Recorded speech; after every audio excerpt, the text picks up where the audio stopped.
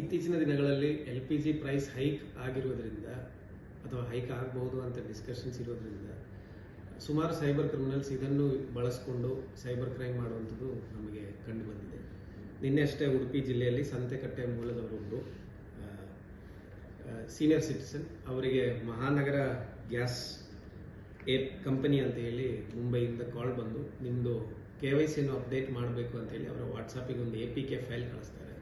ಆ APK file click ಮಾಡಿ ಅವರ ಡೀಟೇಲ್ಸ್ ಎಲ್ಲ ಎಂಟ್ರಿ ಮಾಡಾದ್ಮೇಲೆ ಮತ್ತು ಅವರ ಹಸ್ಬೆಂಡದು ಬ್ಯಾಂಕ್ ಅಕೌಂಟ್ ಡೀಟೇಲ್ಸ್ ತೊಗೊಂಡಿದ್ದಾರೆ. ಈ 2 ಅಕೌಂಟ್ಗಳಿಂದ ಸೇರಿ ಸುಮಾರು 1.5 ಲಕ್ಷ ರೂಪಾಯಿ ನಿನ್ನೆ ಅವರ ಅಕೌಂಟಿಂದ ಡ್ರಾ ಆಗಿ ಸೈಬರ್ ಫ್ರಾಡ್ ಆಗಿರೋದ್ರ ಬಗ್ಗೆ ನಮ್ಮ ಗಮನಕ್ಕೆ ಬಂದಿದೆ. ಘಟನೆ ಆಗಿರೋದು 11ನೇ ತಾರೀಕಿಗೆ, ಕಂಪ್ಲೇಂಟ್ ಬಂದಿರೋದು ನಿನ್ನೆ. ಈ ಪ್ರಕರಣದಲ್ಲಿ ಹೋಗಿರುವಂಥ 1.5 ಲಕ್ಷದಲ್ಲಿ ಒಂದು 50,000 ಆಲ್ರೆಡಿ ನಾವು ಫ್ರೀಸ್ ಮಾಡಿ ಅದನ್ನು ಪ್ರೊಟೆಕ್ಟ್ ಮಾಡೋಕ್ಕಾಗಿದೆ. ಮತ್ತು ಉಳಿದವು ನಾವು ಪ್ರಯತ್ನ ಪಡ್ತೀವಿ.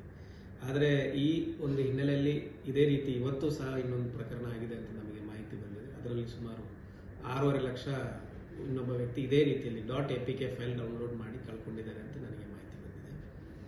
ಎಲ್ಲ ಸಾರ್ವಜನಿಕರ ಹತ್ರ ನಾನು ಕೆಲವೊಂದು ಮಾಹಿತಿಗಳು ಹೇಳಲಿಕ್ಕೆ ಇಚ್ಛೆಪಡ್ತೀನಿ. ಈ .APK ಫೈಲ್ಸ್ ವಾಟ್ಸಪ್ಪಲ್ಲಿ ಸೆಂಡ್ ಮಾಡೋದು ಸೈಬರ್ ಕ್ರಿಮಿನಲ್ಸ್ ಮೇನ್ಲಿ.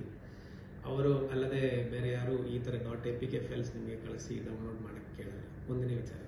ಎರಡನೇ ವಿಚಾರ, ನಿಮಗೆ ಬೇಗ ಈಗ ಒಂದು ಪರ್ಟಿಕ್ಯುಲರ್ ಆ್ಯಪಲ್ಲಿ ಬುಕ್ ಮಾಡಿದರೆ ನಿಮಗೆ ಬೇಗ ಗ್ಯಾಸ್ ಸಿಲಿಂಡರ್ ಡೆಲಿವರಿ ಆಗ್ತದೆ, ಅಥವಾ ಈಗ ನಮ್ಮ ಹತ್ರ ಹಳೆ ಸ್ಟಾಕ್ ಇದೆ, ಅದಕ್ಕೆ ಹಳೆ ರೇಟ್ ಇದೆ, ಹೊಸ ಸ್ಟಾಕ್ ಬರೋದು ಹೊಸ ರೇಟ್ ಆಗ್ತದೆ, ಹಾಗಾಗಿ ಹಳೆ ಸ್ಟಾಕ್ ಈಗಲೇ ತೊಗೋಬೋದು, ಅದಕ್ಕೆ ನಿಮಗೆ ಪ್ರಯಾರಿಟಿ ಕಸ್ಟಮರ್ ಇರೋದ್ರಿಂದ ನಿಮಗೆ ಅವಕಾಶ ಕೊಡ್ತೀನಿ ಅಂತ ಹೇಳಿ UPI ಲಿಂಕ್ ಕಳಿಸೋದು, ಕೆಲವೊಂದು ವೆಬ್ಸೈಟ್ಗಳು ಕಳಿಸೋದು, ಫಾಸ್ಟ್ LPG ಬುಕ್ಕಿಂಗ್ ಅಂತ ಹೇಳಿ, ಇದೆಲ್ಲ ಫ್ರಾಡ್ಗಳಿವೆ. ಇದಕ್ಕೆ ನೀವು ವಿಕ್ಟಿಮ್ಸ್ ಆಗಕ್ಕೆ ಹೋಗಬೇಡಿ. ಏನೋ ಪದ್ಧತಿ, ಯಾವ ರೀತಿಯಲ್ಲಿ ನೀವು ಮುಂಚೆ ಗ್ಯಾಸ್ ಬುಕ್ಕಿಂಗ್ ಮಾಡ್ತಿತ್ತು, ಯಾವ ರೀತಿಯಲ್ಲಿ ಗ್ಯಾಸ್ ಸಿಲಿಂಡರ್ಸ್ ಬರ್ತಾಯಿತ್ತು, ಎಸ್ಪೆಷಲಿ ಗ್ರಾಹಕರು ಡೊಮೆಸ್ಟಿಕ್ LPG ಕನ್ಸಂಪ್ಷನ್ ಮಾಡುವಂಥದ್ದು, ಅದರಲ್ಲಿ ಯಾವುದೇ ರೀತಿಯಲ್ಲಿರೋ ಶಾರ್ಟೇಜ್ ಇಲ್ಲ ಅಂತ ನಿನ್ನೆ ಅಷ್ಟೇ DC ಮೇಡಮ್ ಸಹ ಇದೇ ವಿಚಾರದಲ್ಲಿ ಸ್ಪಷ್ಟನೆ ಕೊಟ್ಟಿದ್ದಾರೆ. ಹಾಗಾಗಿ ಏನು ಪ್ರೊಸೆಸ್ ಇದೆ ಅದನ್ನು ನಡೀತಾ ಇರಲಿ. ಬಟ್ ಈ ಥರ ಫಾಸ್ಟ್ ಬುಕ್ಕಿಂಗ್ ಅಥವಾ ಕಡಿಮೆ ರೇಟು ಅಥವಾ KYC ಅಪ್ಡೇಷನ್ ಅಂತೇಳಿ ನಿಮಗೆ ಯಾರಾವುದು ಸಂಪರ್ಕಿಸಿದರೆ ದಯವಿಟ್ಟು ಅದನ್ನು ನಂಬಬೇಡಿ. ಆ ಥರದಲ್ಲಿ ಏನಾದರೂ ಡೌಟ್ ಇದ್ದರೆ ಇಮಿಡಿಯೇಟ್ಲಿ ಹತ್ತಿರದಲ್ಲಿರುವ ಪೊಲೀಸ್ ಠಾಣೆಯಲ್ಲಿ ಹೋಗಿ ನೀವು ಪ್ರಶ್ನಿಸಬಹುದು. ಅದು ಅಲ್ಲದೆ ನಿಮಗೆ ಸಂಪರ್ಕದಲ್ಲಿ ಆ ನಂಬರ್ ಬಗ್ಗೆ ಡೌಟ್ ಇದ್ದರೆ 1930 ಕಾಲ್ ಮಾಡಿ ಆ ನಂಬರನ್ನು ರಿಪೋರ್ಟು ಸಹ ಮಾಡ್ಬೋದು. ಈ ರೀತಿ ಫ್ರಾಡ್ ಮಾಡೋಕ್ಕೆ ಪ್ರಯತ್ನ ಪಡ್ತಿದ್ದಾರೆ ಅಂತ.